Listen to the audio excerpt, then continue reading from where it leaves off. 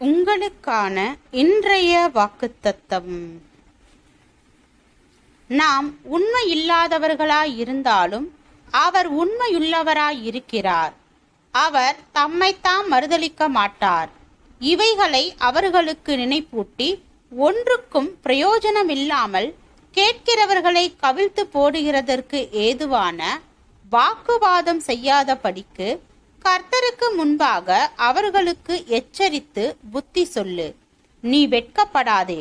ஊழியக்காரனாயும் சத்திய வசனத்தை நிதானமாய் பகுத்து போதிக்கிறவனாயும் உன்னை தேவனுக்கு முன்பாக உத்தமனாக நிறுத்தும்படி ஜாக்கிரதையாயிரு. 2 தீமோத்தேயு 2 அதிகாரம் வசனம் 13, 14, 15.